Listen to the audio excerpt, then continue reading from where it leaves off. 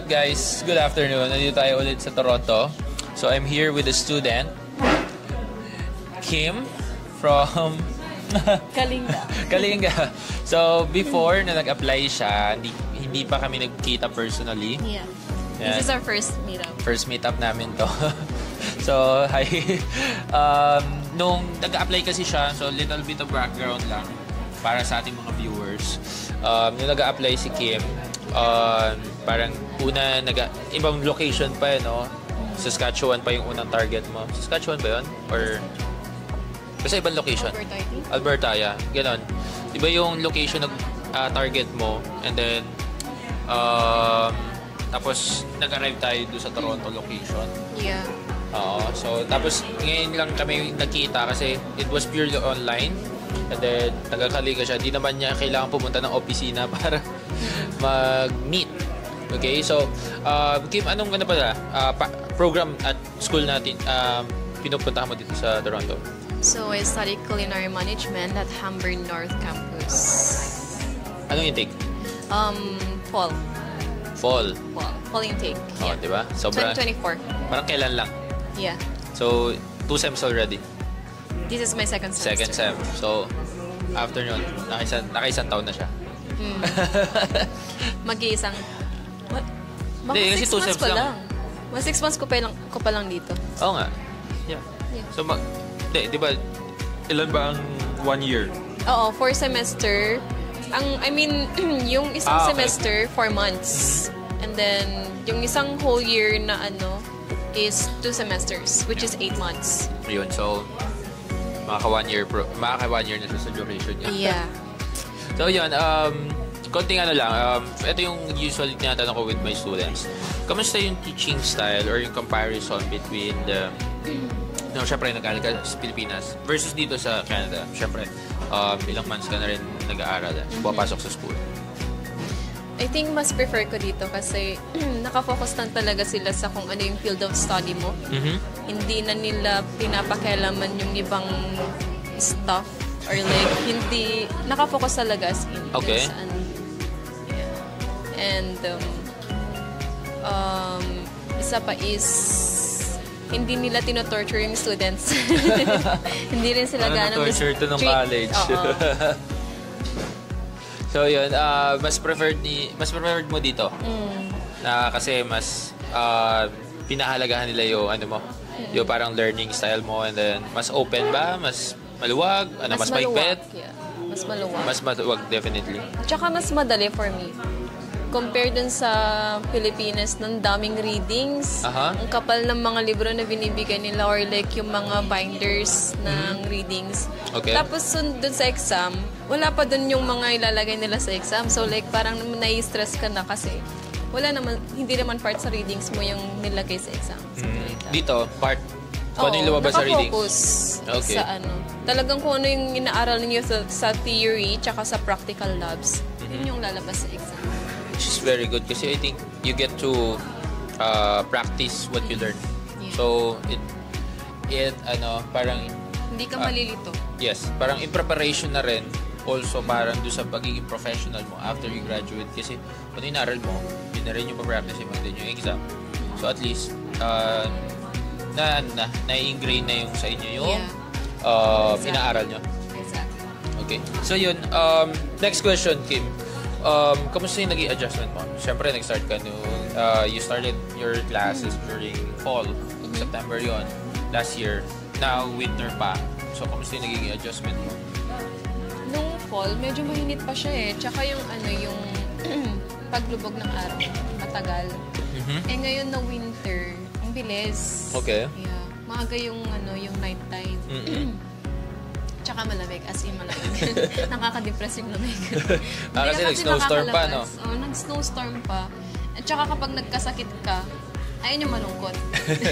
Nagkasakit ka ba dito? Oo, nagkasakit na 2 weeks. Kung mag-alaga sa sarili mo. And dun sa yun lang yung, I think yung na lang siguro ng school is, lalo na kapag international student ka, yung absenteeism, may absenteeism regulations kasi sa standards. 2 absence lang yung pwede. And then, you will repeat the course. Okay. And then yung subject na yun, ay magbabayad ka pa. Kapag naano mo yung Dalawa. 2%. Na hindi valid or valid? Na hindi valid. Okay. Pero kapag valid naman, at saka, Like, inalaw ka nila, okay lang? okay. Pero yun, nung sa practical ko, kahit na may sakit ako, I have to go kasi nga, ayokong Oh. mag-repeat ng subject. Are you grade conscious? Oo, kahit ano din ako, na-stress ako magbabawa yung grade ko. Oh, yun. So, very competitive si Kim when it comes to grades. Kasi sayang yung binayad mo, ang mahal. Oo. So, you have to really strive harder para maging worth it lahat ng pagod tsaka sacrifices. Yeah, for sure. Exactly. I agree dun. Tsaka ano ka ngayon, ngayong semester, di ba? Sabi niya kanina, Dean's list. Dudes Lister yan, guys. So, nakakatuwa kasi, yeah, from background ng Philippines, tapos, nung nasa ano ka, Dudes Lister ka, di ba? Hindi ako nagseryoso masyado sa school doon. Kasi nga yung nila. Yung learning environment Yung for you. learning environment, parang hindi siya motivating. Not for you. Yeah. Pero now, yun nga, you are striving and then you're excelling sa school. Tsaka So, pinupush ka rin talaga kasi ng mga professors na dapat ipakita niyo yung best ninyo. And you should show na talagang gusto niyo yung ginagawa ninyo. it's good. Kasi, sino din ba mag-aaral? Hindi naman yung professor. Kayo din naman. Kayo din naman nagbe-benefit. So, yeah, congratulations on your achievements sa school. Mabait din yung professors. Very friendly sila and open. Nakakatawa. Kasi, iba yung hearing your experiences na you're really happy dun sa na-achieve mo, na-experience mo with the school. It shows lang na ako, for me, natutuwa kasi yung napili nating school is really giving you kung ano yung ina-expect mo from a school. Yeah. Noon, actually, nung tinitignan namin yung school, di ba yung background? Yeah. Tinignan namin sa Google. And maraming negative comments about sa school. Pero sinabi ko na kahit na kasi nga nagdepende ako dun sa ng lab. So, pinursu pa rin namin yung sa school. Doon pa rin kami tumira. And then, maganda naman, actually, wala naman akong Parang di totoo, no? Parang di totoo yung mga negative comments. Sometimes kasi social media creates a negative lang when it comes to that certain school. Social media lang eh. Pero I've been to the campus, meet the professors as well. Yung ibang students, yung experiences naman nila, it's very good. Parang walang katotohanan yung nandun sa kung ano man negative yun. Maybe it's not really for them, but for others, or most of the students out there is maganda experience. So, next, kamusta naman yung everyday life ni Kim? How's your everyday life? Di ba, Rick? Ay, baka di ba? Sorry. So, meron naman akong naging regular routine. Okay. Pero nung nag-winter na medyo na kasi na iba.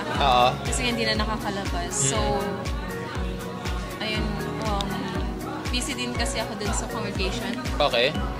So, sa religion yun? Hindi, okay lang naman. Sa religion namin. So, ayun. Naging part din siya. Kaya, hindi ako actually nakakaramdam ng homesickness. Nice. So, yeah. Actually, yung iba na tinatanong nila, na-homesick ka ba or something? Ano yung nararamdaman mo? Mag-open ka sa amin kapag may problema or malungkot ka, ganun. Pero wala naman. So, it's nice. Siguro talagang gusto ko lang talaga pumunta dito din. Yeah. Parang it's outside your comfort zone na rin. Yeah. So, aside dun sa studies niya, meron kang parang hindi outside the school, meron kang ginagawa like going sa religion yun. Yung parang devotion mo dun. So, parang balance pa rin. Yeah. Basta keep yourself busy para hindi ka masyadong mag-overthink and Pa-anxious? Na-anxious ka ba dito? Hindi naman. Hindi naman. So, kasi busy ka din eh. Pero ngayong winter, medyo slow lang. Slow lahat ng bagay. Tsaka walang work. So, parang minsan lalo na kapag walang school. Kasi ngayon, there are times na this semester, 3 days lang yung pasok namin. 3 days lang? 3 days lang yung pasok. In a week? In a week. Okay. Yeah, pero after reading week, magiging 4 na siya kasi may maiiba na naman yung schedule natin. Okay. So, yun. Ganun lang yung schedule niya. 3 days a week.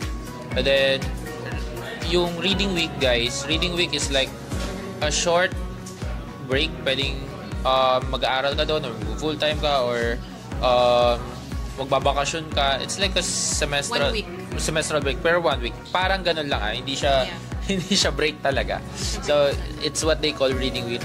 Reading week for you to have a more clearer para makahinga ka. Yeah. Clear your brain fog. It's usually the term that ginagamit nila for reading week. So one last question, Kim. Do you regret moving here in Canada? No. No? Because I've always dreamed to come here. So, yeah. Talagang nilulook forward ko yung pagpunta dito ever since. So, it's like living the dream na ba? Yeah, something like that. Pero wala pang work so like maybe Relax lang muna. relax pa lang. Pero sabi naman nila, pag nagka-work ka na daw, medyo may hirapan na magkaroon ng 3 hours. Kaya relax muna. Me time ka muna. Yeah, me time. At least, di ba, you get to have that me time kasi other students, meron naman, no? Pero they are more focused on the work kasi yun talaga yung gusto nilang gawin, yun yung talagang, of course, aside from the income itself, they get to practice what they learn. Yeah. Siyempre, yung skills din. Mas nagiging independent ka ba dito comparing sa Philippines or it's the same? Same lang. Same lang? Pero mas independent ako dito kasi wala yung magulang ko wala yung family ko dito. Kaya nagagawa ko lahat ng pero at the same time, discipline lang din. That's good. Kasi meron din yung mga kaklase mo na mag-aaya ng clubbing. Oh, really? Meron? Marami. Oh. Makulit pa sila kaya kailangan talagang mag-no ka sa kanila. Para So, ikaw yung type ng student na hindi masyado clubbing? I don't really like clubbing or anything. Okay. So, medyo mas siya. Conservative. Yun yung yun yung gusto niya sa buhay. Yeah. Yun lang naman. Iba lang talaga yung gusto, no? So, yeah. Any message sa mga aspiring international students?